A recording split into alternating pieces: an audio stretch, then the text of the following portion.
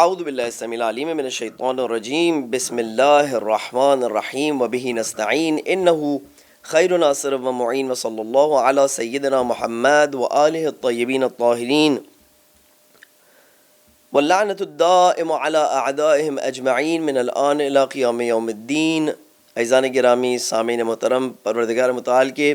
عظیم الشان اور بابرکت مہینے میں پروردگار متعال کے خصوصی مہمان آپ کی خدمت میں سلام عرض کرتا ہوں۔ امید ہے کہ یہ عظیم ترین مہینہ پروردگار متعال کا آپ کو بہترین مدد دے رہا ہوگا پروردگار متعال کے راستے میں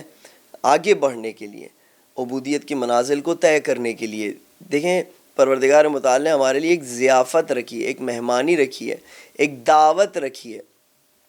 جس میں رسول اکرم صلی اللہ علیہ وآلہ وسلم نے ہمیں بتایا کہ دعیتم فیہ الی ضیافت اللہ، یہ وہ مہینہ ہے کہ جس میں تم خداوند متعال کی دعوت کی طرف پکارے گئے ہو۔ پروردگار متعال نے دعوت دی ہے، لنچ پر انوائٹ کیا ہے، ڈنر پر انوائٹ کیا ہے، افطار پر انوائٹ کیا ہے، ہم اس کو اس طرح سمجھ سکتے ہیں۔ اب دیکھیں، دنیا کے سسٹم میں جب کہیں پر دعوت کی جاتی ہے تو کیٹیگریز ہوتی ہیں۔ جو نیچے کے لوگ ہوتے ہیں ان کی اتنی احوال پرسی نہیں کی جاتی، اور جو اوپر کے لوگ ہوتے ہیں، جو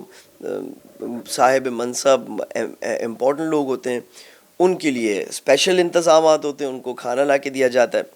اور جو تگڑے لوگ ہوتے ہیں، جب کھانا لگایا جاتا ہے تو وہ تگڑے لوگ اس کھانے کی طرف حملہ کر کے پہلے ہی سب کچھ اچھا جو اٹھا لیتے ہیں، اور بہت سارے ایسے لوگ جو ضعیف ہوتے ہیں اور پیچھے رہ جاتے ہیں، انہیں کھانا نہیں ملتا۔ کیا پروردگار متعال کے یہاں بھی ایسے ہی سسٹم ہے؟ نہیں عزیزان گرامی، یہاں پر پروردگار متعال کے یہاں برعکس سسٹم ہے۔ پروردگار متعال کی مہمانی اور دعوت میں جو ضعیف ہیں ان کی زیادہ احوال پرسی کی جاتی ہے، بلکہ جو صاحب منصب اور امپورٹنٹ لوگ ہیں پروردگار متعال کی درگاہ کے، جو ائمہ اہل بیت علیہم السلام ہو گئے، امام زمانہ علیہ السلام ہو گئے، یہ اس فکر میں ہوتے ہیں، اس بات کے حوالے سے نگران ہوتے ہیں کہ جو ضعیف لوگ ہیں انہیں ملا یا نہیں ملا، وہ کچھ حاصل کر پائے یا نہیں کر پائے، لہٰذا وہ ہمارے لیے دعا کرتے ہیں، وہ ہمیں وہ راستے دکھاتے ہیں کہ جن کے ذریعے ہم زیادہ سے زیادہ پروردگار متعال کے یہاں سے رحمتوں اور برکتوں کو حاصل کر سکیں۔ اور ایک اور فرق یہ ہے کہ اس دعوت میں، اس مہمانی میں آپ کو بقدر طاقت یا ایفرٹ کے مطابق نہیں ملتا، بلکہ ایفرٹ سے کئی گنا زیادہ پروردگار متعال نوازتا ہے۔ ہم پروردگار متعال سے عرض کرتے ہیں، رب عاملنا بفضلک یا کریم، پروردگار تو ہم سے فضل و کرم کے ساتھ برتاؤ کرنا، ولا تعاملنا بعدلک یا رحیم، پروردگار اپنے عدل و انصاف سے ہمارے ساتھ برتاؤ نہیں کرنا، کیونکہ اگر عدل و انصاف کی کسوٹی میں تو نے ہمیں اور ہمارے نامہ اعمال کو تولا تو ہمارا کچھ بھی نہیں رہے گا، لیکن اگر فضل کے ساتھ تو نے ہمیں عطا کیا تو تیرا فضل اتنا وسیع ہے کہ ہم جیسے خطاکار اور گنہگار بندے بھی اس میں ضرور شامل ہوں گے۔ بہرحال اس وقت کی قدر جانتے ہیں اور ایک دوسرے کے لیے دعا کرتے ہیں، پروردگار متعال انشاءاللہ ہم سب کو بہترین توفیقات سے نوازیں۔ حضرت یوسف علیہ السلام کے قصے میں ہم نے یہاں تک آپ کی خدمت میں عرض کیا کہ مختلف جو خواتین تھیں مصر کی، انہوں نے کیونکہ حضرت یوسف علیہ السلام کو پریشان کرنے کی کوشش کی، بار بار مختلف منصوبے بنائے جاتے تھے حضرت یوسف علیہ السلام کو پھنسانے کے لیے، اپنی چنگال میں لینے کے لیے، تو حضرت یوسف علیہ السلام نے فائنلی فرمایا کہ پروردگارا، عرض کیا اللہ سبحانہ وتعالیٰ کی بارگاہ میں کہ پروردگارا تو مجھے ان کے ہاتھ سے نجات عطا فرما، رب السجن احب الی مما یدعوننی الیہ، پروردگارا یہ جو جیل ہے یہ میرے لیے اس سے کئی گنا زیادہ پسندیدہ تر ہے کہ میں اس کام میں گرفتار ہو جاؤں کہ جس میں تیری خوشنودی نہیں ہے، جس سے تو ناراض ہوگا، وَإِلَّا تَصْرِفْ عَنِّي كَيْدَهُنَّ أَصْبُ إِلَيْهِنَّ وَأَكُن مِّنَ الْجَاهِلِينَ، اور اگر تو نے مجھے نہیں بچایا تو معاملات خراب ہو سکتے ہیں۔ اس کے بعد ہم نے دیکھا کہ پروردگار متعال نے اس دعا کی اجابت فرمائی، فَاسْتَجَابَ لَهُ رَبُّهُ فَصَرَفَ عَنْهُ كَيْدَهُنَّ إِنَّهُ هُوَ السَّمِيعُ الْعَلِيمُ، اور پروردگار متعال نے حضرت یوسف علیہ السلام کو ان مصیبتوں سے نجات دیا، اور حضرت یوسف علیہ السلام خوشی خوشی زندان روانہ ہو گئے۔ زندان کے حوالے سے بہت سارے مفسرین نے لکھا ہے کہ وہاں پر اب جب یوسف علیہ السلام کے اوپر کوئی ذمہ داری نہیں تھی، کوئی عزیز مصر کی طرف سے کوئی ذمہ داری، زلیخا کی طرف سے کوئی ذمہ داری، کوئی اور ایسی بات کہ جو ان کو دن رات کرنی ہو، ان کی ڈیوٹی ہو، رسپانسبلٹی ہو، تو اب وہ اپنی ذات پر توجہ دیا کرتے تھے، پروردگار متعال سے اپنے ریلیشن شپ کو بہتر اور مضبوط تر کرنے میں ایفرٹس کرتے تھے، ان کرنے کے لیے عبادتیں انجام دیتے تھے،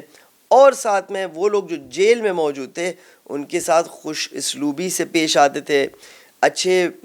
اخلاق سے پیش آتے تھے۔ جیل کا جو انوائرمنٹ ہوتا ہے ایک خراب انوائرمنٹ ہوتا ہے، جیل کے اندر وہ لوگ ہوتے ہیں کہ جو کرمنلز ہوتے ہیں، اور ان کے ساتھ اچھے لوگوں کو بھی اسی لیے کبھی کبھار پھنسایا جاتا ہے تاکہ اچھے لوگوں پر تہمت لگے، ان کے اوپر بری نظر لوگوں کی ہو، لوگ ان کے بارے میں برا سوچیں۔ لہٰذا حضرت یوسف علیہ السلام کے لیے یہ ایک بہت بڑا چیلنج ہے کہ ایسے جیل کے ماحول میں جہاں پر بدماشی اور اس قسم کی چیزیں جو عروج پر ہوتی ہیں، کوئی کسی پر اعتماد نہیں کرتا، مختلف گینگز بنے ہوتے ہیں، اس انوائرمنٹ میں حضرت یوسف علیہ السلام کو اللہ سبحانہ وتعالیٰ کے پیغمبر ہونے کے ناطے اپنے آپ کو اللہ کے بہترین بندے کی طرح پریزنٹ کرنا تھا، اور انہوں نے یہ کام انجام دیا۔ انہوں نے مریضوں کی احوال پرسی کی، لوگوں کے ساتھ خوش اسلوبی سے پیش آتے تھے، جیل والوں کے بیچ کے اپنے مسائل جو تھے ان کو سولو کرنے کی کوشش کی، اور لہٰذا لوگ جیل میں جو قید تھے انہوں نے حضرت یوسف علیہ السلام پر اعتماد کرنا شروع کیا اور حضرت یوسف علیہ السلام سے متاثر ہو گئے۔ دیکھیں یہ مومن کی نشانی ہوتی ہے، مومن جہاں پر جاتا ہے وہ پروردگار متعال کا ایمبیسڈر ہوتا ہے، وہاں پر وہ پروردگار متعال کا پیغام لے کر جاتا ہے۔ اور ابھی تک گویا حضرت یوسف علیہ السلام نے کوئی اللہ رسول کی طرف دعوت نہیں دی ہے، یعنی رسول تو وہ خود ہیں لیکن اللہ کی طرف کسی دعوت کا اعلان نہیں فرمایا ہے۔ اگلی آیتوں سے آپ کو پتہ چلے گا کہ جو لوگ ان سے حضرت یوسف علیہ السلام سے متاثر ہوتے ہیں، زیادہ سے زیادہ اور سوال پوچھتے ہیں، انہیں حضرت یوسف علیہ السلام بہت ہی بیسک انٹروڈکشن دے رہے ہوتے ہیں۔ بس اب یوسف علیہ السلام کے اندر جو نور ہے تقویٰ کا، جو نور ہے ایمان کا، یہ نور کے باعث لوگ متاثر ہو رہے ہیں، اور پروردگار متعال کا یہ کام ہے کہ پروردگار متعال ایمان کے نور کو جب کسی کو ہدیہ دیتا ہے تو لوگوں کے دل میں اس کی محبت، سب کے نہیں لیکن بہت سارے لوگوں کے دل میں اس کی محبت بیٹھ جاتی ہے، اس شخص کی محبت بیٹھ جاتی ہے۔ بہرحال وَدَخَلَ مَعَهُ السِّجْنَ فَتَيَانِ، اور دو جوان حضرت یوسف علیہ السلام کے ساتھ جیل میں داخل ہوئے۔ قَالَ أَحَدُهُمَا إِنِّي أَرَانِي أَعْصِرُ خَمْرًا، ایک نے کہا کہ میں دیکھتا ہوں کہ میں شراب نچوڑ رہا ہوں، دوسرے نے کہا یعنی شراب بنا رہا ہوں، دوسرے نے کہا وقال الآخر انی ارانی احمل فوق رأسی خبزا تأکل الطیر منہ، میں دیکھ رہا ہوں کہ میں ایک ٹوکری اپنے سر پر لے کر جا رہا ہوں کہ جس کے اندر روٹی ہے، اور پرندے آتے ہیں اور اس ٹوکری میں سے روٹی کے ٹکڑے اٹھا کر لے جاتے ہیں اور کھاتے ہیں۔ نبئنا بتأویلہ، اے یوسف اس خواب کی تعبیر ہمیں بتائیں۔ انا نراک من المحسنین، ہم بے شک یہ دیکھتے ہیں کہ آپ احسان کرنے والوں میں سے ہیں۔ دیکھیے یہ دوسری گواہی حضرت یوسف علیہ السلام کے حوالے سے دی گئی۔ پہلی گواہی خود پروردگار متعال نے دی تھی کہ وَلَمَّا بَلَغَ أَشُدَّهُ آتَيْنَاهُ حُكْمًا وَعِلْمًا وَكَذَلِكَ نَجْزِي الْمُحْسِنِينَ، اس طرح ہم محسنین کو نوازتے ہیں اور ان کو ریوارڈ دیتے ہیں۔ یہاں پر پروردگار متعال کے بندے جو یوسف علیہ السلام کو جانتے بھی نہیں ہیں، پہچانتے بھی نہیں ہیں، وہ بھی حضرت یوسف علیہ السلام کے عمل کو دیکھ کر، اخلاق کو دیکھ کر، اس نور کو دیکھ کر کہ جو ان میں موجود ہے گواہی دیتے ہیں، کہتے ہیں بے شک ہم آپ کو ان میں سے دیکھتے ہیں کہ جو محسن ہیں، اور آپ ہمیں بتائیے کہ اس کی تعبیر کیا ہو سکتی ہے۔ عزیزان گرامی، حضرت یوسف علیہ السلام کا جو بیہیویئر ہے زندان میں، اس کے لیے پریکٹس چاہیے ہوتی ہے، اس کے لیے محنت چاہیے ہوتی ہے۔ کچھ ہمارے یہاں لوگ ہوتے ہیں کہ جب اللہ سبحانہ و تعالیٰ سے رابطہ برقرار کرتے ہیں، دیکھتے ہیں کہ ان کے اندر کچھ نشانیاں ظاہر ہوتی ہیں، وہ لوگوں سے کنیکٹ کر پاتے ہیں، لوگوں کی خدمت کرنے کی توفیق میں ان کے اندر اضافہ ہوتا ہے، وہ لوگوں کی خدمت کر پاتے ہیں، ساتھ میں ان کے اندر کبھی کبھار میچورٹی حاصل نہیں ہوتی، تو ناراضگی بھی بہت جلدی ہو جاتی ہے، برا مان جانا بھی بہت جلدی ہوتا ہے۔ دیکھیں ایسے نہیں ہے کہ اگر پروردگار متعال کے راستے میں قدم رکھا تو اب ہر جگہ ریڈ کارپٹ بچھنے والے ہیں، نہیں، آپ دیکھیں گے کہ یہی دو لوگ جو حضرت یوسف علیہ السلام سے متاثر ہوئے تھے اور اتنا ان سے فائدہ حاصل کیا اپنے خواب کو بتا کر، اس کی تعبیر لے کر، انہوں نے بھی کوئی حضرت یوسف علیہ السلام کے ساتھ کوئی بہترین سلوک نہیں کیا، لیکن ان معاملات سے حضرت یوسف علیہ السلام ناراض نہیں ہوئے۔ دیکھیں یوسف علیہ السلام کہہ سکتے تھے کہ میرے بھائیوں نے میرے ساتھ زیادتی کی، مجھے غلاموں کی طرح بازار میں بیچا گیا، میرے ساتھ عزیز مصر نے بھی جیل میں زیادتی کی اور مجھے جیل میں ڈالا، زلیخا نے بھی میرے ساتھ زیادتی کی، میں جس کے ساتھ نیکی کرتا ہوں، عزیز مصر کے ساتھ میں نے نیکی کی، اس نے میرے ساتھ زیادتی کی، زلیخا کے ساتھ میں نے نیکی کی، اس کے ساتھ میں نے زیادتی کی، بھائیوں کے ساتھ اپنے نیکی سے رہا، ان نے میرے ساتھ زیادتی کی، میں نیکی کا راستہ کیوں اختیار کروں اور میں کیوں اپنے آپ کو اچھا بناؤں کہ جب ہر وقت میرے ساتھ ہی لوگ برا کرتے ہیں۔ دیکھیں یہ تب انسان ایسی فکر رکھتا ہے کہ جب وہ دوسروں کے لیے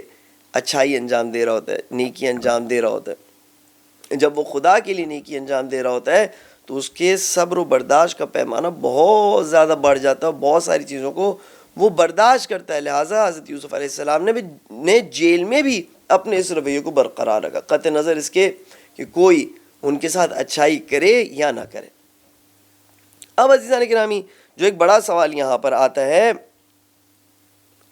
کہ یہ معاملہ جو ہے اس میں ایک اچھا خاصا حصہ خواب کا ہے، بلکہ حضرت یوسف علیہ السلام کے قصے میں ایک اچھا خاصا حصہ ان خوابوں کا ہے جن کو مختلف لوگوں نے دیکھا ہے اور ان کی مختلف تعابیر ہوئی ہیں۔ پہلا خواب حضرت یوسف علیہ السلام نے دیکھا تھا کہ جس کو حضرت یعقوب علیہ السلام نے جس کی تعبیر بیان فرمائی، دوسرا خواب ان دونوں نے دیکھا، دو خواب دیکھے گئے کہ جس کی تعبیر حضرت یوسف علیہ السلام نے بیان فرمائی، اور تیسرا خواب اس کے بعد وہ خواب ہوگا جو بادشاہ دیکھے گا، اس کی بھی تعبیر حضرت یوسف علیہ السلام بیان فرمائیں گے۔ یہ خوابوں کی دنیا ہے۔ ہمیں پریکٹیکلی نظر آتا ہے کہ نہ تو فقط خواب کی تعبیر ہمیں نہیں پتہ اور اس علم سے ہم آگاہ نہیں ہیں، بلکہ ہمیں تو خواب بھی نہیں دیکھنے کو ملتے ہیں۔ اکثر ہم میں سے لوگ اس بات کی تائید کریں گے کہ ہم جب سوتے ہیں تو ہمیں یاد نہیں ہوتا کہ ہم نے کیا خواب دیکھا۔ سائنٹیفکلی کہا جاتا ہے کہ خواب ہمیشہ انسان دیکھتا ہے لیکن ان خوابوں کو وہ بھول جاتا ہے، جب اٹھتا ہے تو بہت شاذ و نادر ایسے بات پیش آتی ہے کہ اسے وہ خواب یاد ہو، اکثر و بیشتر وہ خواب بھول جاتے ہیں۔ اور یہاں پر حضرت یوسف علیہ السلام کی داستان میں بار بار خواب کا تذکرہ ہو رہا ہے، خواب کے بارے میں گفتگو ہو رہی ہے، تو ہم کس طریقے سے اپنے لائف کو اس جہد سے ریلیٹ کر پائیں حضرت یوسف علیہ السلام کے قصے سے؟ کیا ہمیں بھی خواب نظر آئیں گے کہ جس پہ پروردگار متعال حقیقت بیان فرمائے اور پھر ہم اس کے بنا پر کچھ کر سکیں، یا نہیں یہ خوابوں کا ٹائم گزر چکا ہے، اب ہمیں خواب نظر نہیں آتے؟ ایسے یعنی گرامی دیکھیں سب سے پہلے پرابلم کو سمجھیں۔ حضرت یوسف علیہ السلام کے زمانے میں اور اس کے کافی عرصے بعد تک، جب تک انڈسٹریل ریولیوشن نہیں آیا، جب تک کہ ٹی وی، موبائل وغیرہ یہ سب چیزیں لوگوں کے ہاتھ میں عام نہیں ہو گئیں، لوگوں کی جو دنیا تھی کہ جسے وہ دیکھ سکتے تھے، جو آبزرویبل ورلڈ تھی، وہ بہت ہی محدود تھی۔ ایک شخص اگر ایک گاؤں میں پیدا ہوتا تھا تو زیادہ سے زیادہ اس گاؤں کے اطراف کے 20 کلومیٹر تک اس نے دیکھا ہوتا تھا، وہ بھی ایسے نہیں کہ اس نے چپا چپا دیکھا ہو، بلکہ جہاں جتنا اس کا کام ہوتا تھا وہاں تک وہ جاتا تھا اور پھر اپنے گھر واپس آ جاتا تھا، گھر والوں کو دیکھتا تھا، گاؤں والوں کو دیکھتا تھا۔ ایسے دوسرے لوگ بھی گاؤں میں اتنی زیادہ ٹریولنگ نہیں کر سکتے تھے، آ جا نہیں سکتے تھے، کسی قسم کی کا میڈیا نہیں ہوتا تھا، ٹی وی نہیں ہوتا تھا، حتیٰ جو ٹریولنگ کرنا چاہتے تھے وہ بھی بہت سختیاں اور مشقتوں کے ساتھ بہت عرصے دراز میں، طولانی مدت میں آہستہ آہستہ ٹریول کرتے کرتے کسی مقام سے دوسرے مقام تک پہنچتے تھے۔ لہٰذا ہر انسان نے جن چیزوں کو اپنی زندگی میں دیکھا ہوتا وہ اس کی دیکھتا تھا۔ ہر انسان جو اپنی زندگی میں کسی چیز کو دیکھتا تھا وہ دیکھنا آج کے انسان کی نسبت بہت کم تھا اور لہٰذا اس کی قدر و منزلت بھی زیادہ تھی۔ ایک میں آپ کو بات بتاؤں گا تو آپ پریشان ہو جائیں گے، یہ جو ہم اپنے چہرے کو شیشے میں دیکھ سکتے ہیں یہ خود 17 سینچری کے بعد یہ عام ہوا، ورنہ اس سے پہلے شیشہ نہیں ہوتا تھا۔ اتنی کلیئرٹی کے ساتھ جو ہم اپنا چہرہ دیکھتے ہیں اور ہمیں اس کا ہر ایک حصہ نظر آتا ہے، وہ اس زمانے میں ہرگز ایسا نہیں تھا. لوگ یا پانی میں اپنا ریفلیکشن دیکھتے تھے یا کسی اور چیز میں اگر ریفلیکشن نظر آیا تو دیکھتے تھے, ورنہ لوگوں کو اپنے چہرے سے بھی مانوسیت نہیں ہوتی تھی. ان کو یہ تک نہیں پتا ہوتا تھا کہ وہ کس طرح سے نظر آ رہے ہیں دوسروں کو. لہٰذا اگر کوئی شخص مثال کے طور پر اس میں کوئی عیب ہوتا تھا تو وہ انفیریورٹی کمپلیکس کا شکار نہیں ہوتا تھا, اس کے اندر کمپلیکسز ڈیولپ نہیں ہوتے تھے. لہٰذا انہیں یہ شوق بھی نہیں ہوتا تھا کہ اپنی سرجریاں کرائے, دوسرے لوگ اس شخص کو دیکھ سکتے تھے. اب آپ دیکھیں کہ کتنی فرق کرتی ہے یہ دنیا اس دنیا کے ساتھ کہ جس میں انسان آسانی سے ٹریول کر سکتے ہیں, میلوں میل وہ راستہ جو اس زمانے کے لوگ شاید 5 سال میں بھی طے نہ کر سکیں, یہ صاحب ایک دن میں طے کر لیتے ہیں, آسانی سے جاتے ہیں. راستے میں بھی ٹی وی دیکھتے دیکھتے ٹریول کرتے ہیں, ہوائی جہاز میں واپسی میں بھی آتے آتے ٹی وی دیکھ رہے ہوتے ہیں. ٹی وی میں مختلف انسانوں کو دیکھتے ہیں, مختلف جگہوں کو دیکھتے ہیں. آبزرویشن جو ہے اس کی کوانٹٹی جو ہے وہ ایکسپوننشلی گروتھ کر چکی ہے. پھر کبھی ٹی وی سے تھک جاتے تو موبائل دیکھتے ہیں, پھر ایئرپورٹ میں آتے تو ہزاروں لوگ نظر آتے ہیں مختلف دنیا سے, مختلف چہروں کے ساتھ, مختلف رنگوں کے ساتھ, مختلف زبانوں کے ساتھ انہیں نظر آ رہے ہوتے ہیں. جو یعنی صرف اور صرف ایک انسان ممکن ہے کہ کوئی چیز نہ دیکھ سکے کہ جب وہ کہیں پر تھوڑی دیر کے لیے بیٹھا ہوا اور اس نے اگر موبائل بھی سائڈ میں رکھ دیا ہو, ورنہ جیسے ہی وہ موبائل اٹھاتا ہے تو اس کو دنیا کی وہ چیزیں نظر آنے لگتی ہیں جو اس کے لیے بالکل نہیں ہوتی ہیں. بس آپ دیکھ رہے ہیں کہ ایک انسان اس زمانے میں دیکھتا رہتا ہے. تو اس دیکھنے کی وجہ سے, مستقل دیکھنے کی وجہ سے اس کے ذہن میں یہ بات نہیں رہتی, کیونکہ ایک پیسو انداز ہو جاتا ہے دیکھنے کا. پیسولی ہم چیزوں کو دیکھ رہے ہوتے. پہلے زمانے میں مجھے یاد ہے کہ کوئی ایسا ڈرامہ آتا تھا, کوئی مووی, تو لوگ سالوں سال تک اس کے بارے میں گفتگو کرتے تھے کہ بھائی یہ فلاں مووی تھی, دیکھیں یا نہ دیکھیں الگ بات, لیکن مشہور ہوا کرتی تھی. اب تو پتہ ہی نہیں چلتا کون سی مووی آئی کون سی مووی گئی. کیوں؟ کیونکہ اتنی تیزی سے چیزیں آتی اور جاتی رہتی ہیں کہ وہ اپنی قدر و منزلت گوا بیٹھی ہیں. اگرچہ کہ ان کی قدر و منزلت موویز کی پہلے بھی کبھی نہیں تھی, لیکن ان کی اہمیت چلے گئی ہے. اسی طرح ہمارے خواب ہیں. بس اس زمانے میں جو چیزیں دیکھی جا سکتی تھی, آبزرو کی جا سکتی تھی, وہ کم ہوتی تھی, ان کا دائرہ چھوٹا ہوتا تھا. لوگ آپس میں ایک دوسرے کو دیکھتے تھے, اپنے شہر اور گاؤں اور دیہات کو دیکھتے تھے, اور کچھ اگر کوئی کسی نے ٹریولنگ کر لی تو وہ دیکھتا تھا کہ باقی دنیا میں محدود اس راستے میں کیا ہو رہا ہے اور کیا نہیں ہو رہا. لیکن اب جو ہے وہ اس طرح سے. خوابوں کے ساتھ کیا مسئلہ پیش آیا کہ خواب بھی کیونکہ دیکھنے والی چیز ہے, اور کیونکہ اس زمانے میں جب دیکھنے کا دائرہ کم ہوا کرتا تھا, دیکھنے کی چیزیں کم ہوا کرتی تھیں, تو ایک شخص جب رات کو سو کر خواب دیکھتا تھا تو اس کا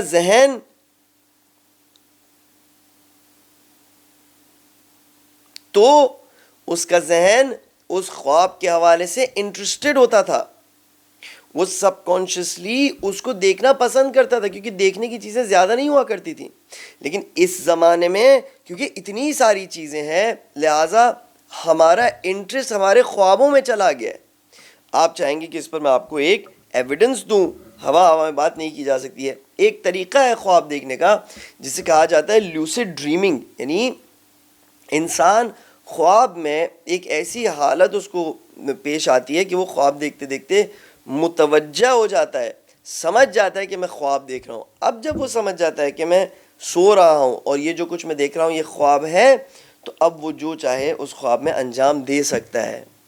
میں خود پرسنلی ایسے لوگوں کو جانتا ہوں کہ جن نے یہ ایکسپیرینس کیا ہے. کبھی کبھار ہمیں بھی ایکسپیرینس ہوتا ہے, لیکن کچھ لوگ ہوتے ہیں جو مستقل طور پر اس کام کو انجام دیتے ہیں. اس کے حوالے سے انہوں نے مراجع تقلید سے بھی استفتاء کیا ہوا ہے. بہرحال اب لیوسڈ ڈریمنگ کا طریقہ یہ ہے, اگر کسی نے یہ کام شروع کرنا ہو, بہت کچھ کرنا پڑتا ہے, لیکن سب سے بیسک کام جو کرنا ضروری ہے کہ جس کے بغیر یہ لیوسڈ ڈریمنگ کا طریقہ حاصل نہیں ہو سکتا انسان کے لیے, وہ یہ ہے کہ انسان جیسے ہی نیند سے اٹھے ایک اس کے پاس ڈائری اور اپنے خوابوں کو لکھنا شروع ہو جائے. میں اس کو ریکمینڈ نہیں کر رہا ہوں, بہت مشکل کام ہوتا ہے آج کل کی دنیا میں, تو یہ تقریباً محال ہے. لیکن بہرحال تو جب وہ کانشیسلی اس بات کو بار بار یاد رکھتا ہے کہ اس نے کیا خواب دیکھا اور وہ لکھنا شروع ہوتا ہے, تو کچھ عرصے بعد اس کا ذہن اس حوالے سے الرٹ ہو جاتا ہے کہ اس شخص کو جب خواب نظر آئے تو میں اس کو بتاؤں کہ یہ خواب ہے. سمجھ رہے ہیں؟ وہ پیسونیس ختم ہو جاتی ہے کیونکہ ایکٹیولی ایک شخص انوالو ہو رہا ہوتا ہے اپنے ڈریمز کو اسیس کرنے میں، لکھنے میں، ایویلویٹ کرنے میں، تو اس کا ذہن بھی خوابوں کے حوالے سے متوجہ ہو جاتا ہے اور الرٹ ہو جاتا ہے، اور لہٰذا کچھ عرصے بعد اور بھی کام کرنے پڑتے ہیں، اتنا آسان نہیں ہے، لیکن کچھ عرصے بعد وہ شخص اپنے خوابوں میں سیر و سلوک کرنا شروع کرتا ہے اور اسے پتہ چل جاتا ہے کہ یہ خواب ہے. لہٰذا ہم دیکھتے ہیں کہ خواب کے اندر بھی، کیونکہ ہم اتنے اوور آبزرونٹ ہو گئے، اتنی چیزوں کو ہم زیادہ دیکھتے ہیں کہ اب خواب کی اہمیت ہمیں نہیں نظر آتی، تو خواب ہم بھول جاتے ہیں. اور اگر کسی کے لیے خواب اہمیت رکھتے ہوں اور وہ اس کی پریکٹس کرے تو بس اس کو خواب بھی یاد رہتے ہیں. اب سوال تو اب حضرت یوسف علیہ السلام کے قصے کا، جس میں خوابوں کا اتنا خوابوں کی اتنی مینشننگ ہے، اس کا ہم سے کیا تعلق ہے؟ عزیزان گرامی، پروردگار متعال ہمیشہ انسانوں کو اپنی آیات انفس اور آفاق میں دکھاتا ہے. انسان کے وجود میں پروردگار متعال سنریکم آیات ہی، وہ اپنی آیات دکھاتا رہتا ہے، وہ اپنی نشانیوں کو انسانوں کو دکھاتا رہتا ہے، کبھی ان کے وجود میں دکھاتا ہے، کبھی باہر دکھاتا ہے. انسانوں میں سی اب دکھانے کا انداز کیا ہوتا ہے؟ ہر وہ چیز جو انسان کو متوجہ کرتی ہو وہاں پر یہ نشانیاں نظر آ رہی ہوتی ہیں. پرانے زمانے کے لوگوں کو کیونکہ خبریں مہیا ان کے لیے نہیں تھیں، نیوز اس طریقے سے ان کے پاس نہیں آتی تھی، واٹس ایپ میسیجز نہیں آتے تھے، ہزاروں انفارمیشن کی مختلف انداز کی بھرمار ان پر نہیں ہوتی تھی، لہٰذا پروردگار متعال ان سے خواب میں گفتگو فرماتا تھا. وہ طریقہ تھا جس پر وہ توجہ دیتے تھے، اور پروردگار متعال انہیں خواب میں اپنی نشانیاں دکھاتا تھا. ہمارے لیے کیونکہ پوری دنیا اب ہمارے سامنے آ چکی ہے اور ہم دیکھتے ہیں، تو پروردگار متعال ہزاروں جہت سے اپنی نشانیاں ہمیں بتا رہا ہوتا ہے، خبروں میں ہمیں بتا رہا ہوتا ہے، جو کتابیں ہوتی ہیں ان میں پروردگار متعال کی نشانیاں موجود ہوتی ہیں. اور دو قسم کے انسان ہوتے ہیں، ایک وہ کہ جن کو یہ نشانیاں نظر ہی نہیں آتی ہیں. تین قسم کے لوگ ہوتے ہیں، نہ سمجھ میں آتی ہیں نہ نظر آتی ہیں، وہ اس کے حوالے سے بالکل بے خبر اور بے ہوش ہوتے ہیں. کچھ لوگ ہوتے ہیں کہ جن کو نشانیاں نظر آتی ہیں لیکن اس کی انٹرپریٹیشن انہیں نہیں پتہ ہوتی، اس کی تعویل انہیں نہیں پتہ ہوتی. اور کچھ لوگ ہوتے ہیں کہ جن کو نشانیاں بھی نظر آتی ہیں اور انہیں تعویل بھی ان نشانیوں کی پتہ ہوتی ہے. اب آپ دیکھیں امام خمینی رضوان اللہ تعالیٰ علیہ کے حوالے سے کہ 40 سال پہلے وہ صرف ان چیزوں سے جن کو انہوں نے دیکھا تھا، ان آثار سے، ان پروردگار متعال کی نشانیوں سے، جو کہ نہ کہ صرف ان کو نظر آتی تھی، سب کو نظر آتی تھی، لیکن اس مرد نے، اس شخص نے، اس مرد مجاہد نے ان نشانیوں کو دیکھا اور اس کی تعویل کو سمجھا، اور لہٰذا ان تمام سپر پاورز کے حوالے سے ان نے ہمیں اسی وقت سے آگاہ کر دیا کہ یہ شیطان بزرگ ہے. اسی کے مقابلے میں اس زمانے میں ایسے لوگ تھے کہ جو تصور بھی نہیں کر سکتے تھے کہ ایک دن اس شیطان بزرگ کا یہ چہرہ سامنے آئے گا کہ ہر جرم و ظلم و جنایت میں کھل کر وہ ایکٹیولی اپنے آپ کو پریزنٹ کر رہا ہوگا. خاص لوگ تھے کہ جو یا تو اپنی دیکھی ہوئی نشانیوں کو پڑھے لکھے لوگوں سے، مومنین سے تعبیر کرواتے تھے، یا وہ مومنین کہ جن کو پروردگار متعال نے شعور دیا تھا کہ وہ دیکھ کر چیزوں کو پہچانتے تھے، وہ ہمیں اس حوالے سے متنبع کرتے رہتے تھے، بتاتے رہتے تھے کہ دیکھو یہ ویسٹ کی طرف زیادہ متمائل مت ہو، ان سے امپریس ہونے کی ضرورت نہیں ہے، ان کے چہرے دوغلے چہرے ہیں، یہ منافقانہ ان کا انداز ہے. اب جب ان کی منافقت ثابت ہوئی تو اس انداز سے ان کی منافقت ثابت ہوئی کہ ابھی کچھ عرصے پہلے جو کانفرنس رکھی تھی، ڈاؤس کانفرنس کے نام سے، ہو سکتا ہے کہ میں نام صحیح پروناؤنس نہیں کر رہا ہوں، لیکن بہرحال کینیڈین پرائم منسٹر جب وہاں پر آیا تو وہ اتنا بیزار ہو چکا تھا، ایسا لگتا تھا کہ اس نے حضرت امام خمینی رحمۃ اللہ تعالیٰ علیہ، رضوان اللہ تعالیٰ علیہ، اور رہبر معظم کی کسی سپیچ کو چیٹ جی پی ٹی کو دیا ہے کہ اس سے کچھ بنا کے مجھے دو تاکہ میں اپنے انداز میں بیان کروں. دیکھیں اس کے جملے کیا ہے. وہ کہتا ہے سب لوگوں کے سامنے، it seems that we are reminded that we live in an era of great power rivalry. وہ کہتا ہے کہ ایسا لگ رہا ہے کہ اب ہم ایسی دنیا میں رہ رہے ہیں کہ جہاں پر صرف طاقتیں اپنی طاقت کو شو کرنا چاہ رہی ہوتی ہیں اور اپنے آپ کو مسلط کرنا چاہ رہی ہوتی دنیا پر. کہتا ہے کہ the rule based order is fading, the strong can do what they can and the weak must suffer. دیکھیں کیا کہہ رہا ہے وہ. کہہ رہا ہے اس دنیا میں ان طاقتوں نے ایک ظلم کا نظام قائم کیا ہے جس میں طاقتور کی جو مرضی آتی وہ کرتا ہے. آپ نکالیں یہ اسپیچ کینیڈین پرائم منسٹر کی, مجھے یقین نہیں آ رہا تھا کہ میں اس کے الفاظ لکھ رہا تھا, لیکن یہ وہی الفاظ. کیا ہمیں ہماری لیڈرشپ یہی نہیں بتاتی تھی کہ ان دنیا کی طاقتوں کا کام صرف اور صرف بدماشی ہے, لیکن ہم نے ان کو اجازت دی کہ وہ ہم پر مسلط ہوں. ہم نے اس بصیرت سے کام نہیں لیا کہ جس بصیرت سے کام لینا چاہیے تھا, لہٰذا آج ہم خود پریشان ہیں جب ان کی جرم و جنایت کو دیکھتے ہیں. تو پس دنیا میں ہمیشہ ایسے لوگ موجود ہیں. ایک تو دنیا میں ہمیشہ پروردگار متعال اپنی نشانیاں دکھا رہا ہوتا ہے لوگوں کو, اپنی نشانیوں سے آگاہ کر رہا ہوتا ہے, اور دنیا میں ہمیشہ ایسے لوگ موجود ہوتے ہیں کہ جو پروردگار متعال کی نشانیوں کو یا تو دیکھتے ہیں اور پھر ان سے پوچھتے ہیں کہ جن کو پتہ ہے کہ ان نشانیوں کا مطلب کیا ہے, یا تو خود ان نشانیوں کو سمجھتے ہیں, تعویل الاحادیث کا علم رکھتے ہیں. اب شاید کوئی سوال کرے کہ کیا یہ علم وہ نہیں کہ جو خاص انبیاء علیہ السلام کو پروردگار متعال عنایت فرماتا ہے؟ جی, اس کی اعلیٰ ترین کوالٹی کا علم جو ہے وہ انبیاء علیہ السلام کو ملتا ہے, لیکن خود حضرت یوسف علیہ السلام کی جب آگے کی گفتگو ہم دیکھیں گے تو ہمیں پتہ چلے گا کہ نہیں, جو سرٹن کرائٹیریا پر پورا اترتے ہیں ان کو بھی پروردگار متعال اس بصیرت اور بینائی سے نوازتا ہے. تو اب کوئی یہ نہ کہے کہ کیونکہ ہماری زندگی میں خواب کا انوالومنٹ نہیں ہے, ڈریمز سے ہم آشنا اور مانوس نہیں ہے, نہ ہمیں خواب نظر آتے ہیں, نہ ہمیں تعبیر کے حوالے سے کچھ پتہ ہے, تو بس اس سورے کا ہمارے ساتھ کیا کنیکشن بن سکتا ہے؟ نہیں, اس سورے میں پروردگار متعال یہ نہیں فرما رہا کہ میں خواب دکھاتا ہوں تمہیں اور خواب کی تعبیر آنی چاہیے. نہیں, فرماتا ہے ہمیں جو میسج دے رہا ہے وہ یہ ہے کہ اگر خاص کرائٹیریاز کو پورا کرو گے, ایمان کی منزلوں میں آگے بڑھو گے, تو میں تمہیں بصیرت سے نوازوں گا. اب یہ بصیرت ایک لیول پر یہ ہوگی کہ تم نشانیوں کو پہچانو گے, لیکن تمہیں پتہ نہیں ہوگا کہ اس کا مطلب کیا ہے. تم ان کے درس میں جاؤ گے, تم قرآن مجید سے کوشش کرو گے اس کے میننگز کو حاصل کرنے کی, اس کی تعبیر کو حاصل کرنے کی, یا اور اگر آگے بڑھ گئے تو پروردگار متعال ایسی بصیرت دے گا کہ جس سے نشانیاں بھی نظر آئیں گی اور اس کے پیچھے جو میسیجز ہوں گے وہ بھی نظر آئیں گے. اور ہم دیکھتے ہیں کہ ہمارے یہاں پہ ایسے لوگ ہیں جو اس قسم کی بصیرت کے حامل ہیں, اور پروردگار متعال ان کی حفاظت فرمائے. یہاں پر بھی ان دو نوجوانوں نے خواب دیکھا اور اس خواب پر توجہ دی. پروردگار متعال نے جو لفظ ان کے لیے استعمال کیا ہے وہ ہے وَدَخَلَ مَعَهُ السِّجْنَ فَتَيَانِ.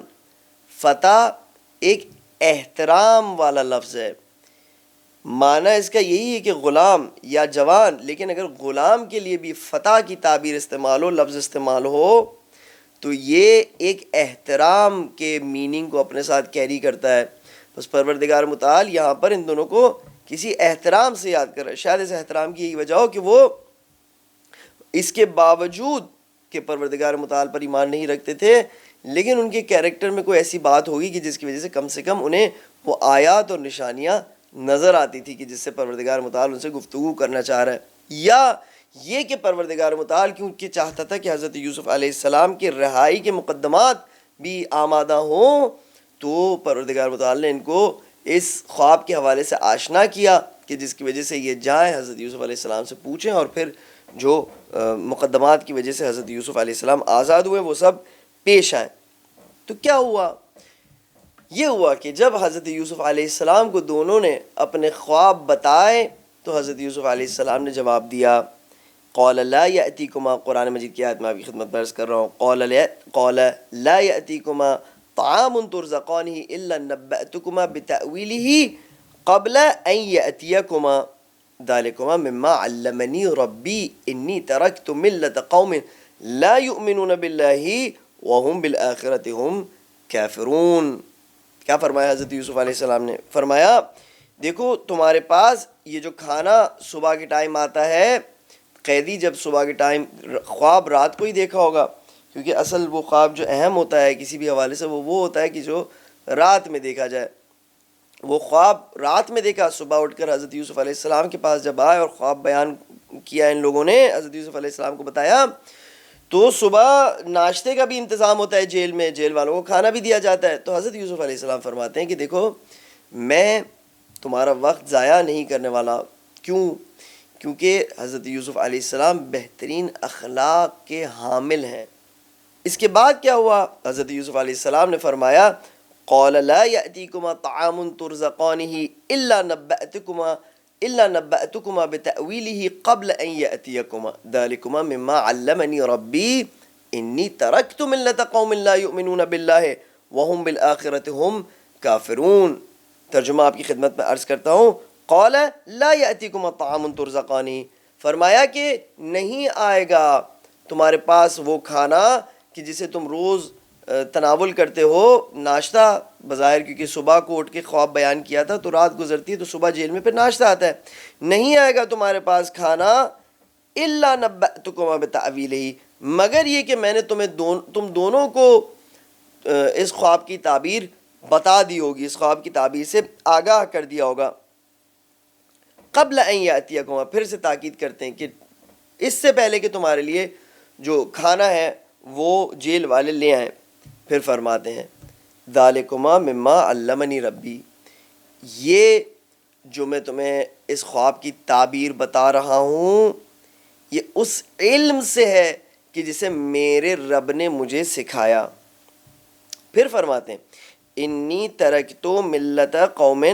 لا یؤمنون باللہ، میں نے ترک کیا ایسے لوگوں کو کہ جو اللہ سبحانہ و تعالیٰ پر ایمان نہیں رکھتے تھے، وہم بالآخرت ہم کافرون، اور آخرت کے حوالے سے وہ کافر تھے. پس میں نے ایسے لوگوں کو چھوڑا کہ جو نہ خالق پر ایمان رکھتے تھے لا یؤمنون باللہ، اور نہ آخرت پر ایمان رکھتے تھے، نہ ابتدا پر ایمان رکھتے تھے، نہ انتہا پر ایمان رکھتے تھے، وہم بالآخرت ہم کافرون. اب اس آیت میں بہت ساری نکات ہے کہ جن پر توجہ کرنے کی ضرورت ہے. کیوں بار بار تاکید فرما رہے ہیں کہ لا یأتیکم طعام ترزقانہ، کہ بار بار کہ تمہارے کھانے کے آنے سے پہلے میں تمہیں اس خواب کی تعبیر بتاؤں گا؟ کیوں بار بار یہ فرما رہے ہیں؟ یا ذالکما مما علمنی ربی انی ترکت ملت قوم میں کیا میسج چھپا ہوا ہے، وغیرہ وغیرہ. یہ تمام سوالات اور یہ تمام موضوعات پہ انشاءاللہ گفتگو کریں گے اگلے سیشن میں. فی الحال کے لیے اجازت دیجیے گا. پروردگار تو ہماری مدد فرما کے ماہ مبارک رمضان کے باقی حصے میں ہم تجھ سے بہترین رابطہ برقرار کر سکیں. پروردگار جو ظلم و جور ہو رہا ہے اس وقت دنیا میں، تو اپنی طاقت سے اس ظلم و جور کو اس دنیا سے ختم کر دے. پروردگار ایک ہی دعا ہے، ہمیشگی کی دعا ہے کہ ہمارے زمانے کے امام کے ظہور میں تعجیل فرما، ان کے ہمیں آوان و انصار میں سے قرار دے، ہمارے رہبر کی، ہمارے قائد کی، کہ جنہوں نے ہمیں ہمیشہ سے بصیرت عنایت فرمائی اور اہل بیت علیہم السلام کے در سے ایمان و عمل کا تحفہ لے کر ہمارے طرف پیش کرتے رہے، قرآن مجید سے تحفہ لے کر ہماری طرف ہمیشہ ہدایت کا پیش کرتے رہے. پروردگار تو ان کی محافظت فرما. پروردگار تو اپنے نظام کی خود محافظت فرما اور ہمیں بھی توفیق دے کہ ہم تیرے نظام میں کارآمد ثابت ہوں. سبحان ربک رب العزت عما یصفون وسلام علی المرسلین والحمد للہ رب العالمین. والسلام علیکم ورحمۃ اللہ وبرکاتہ.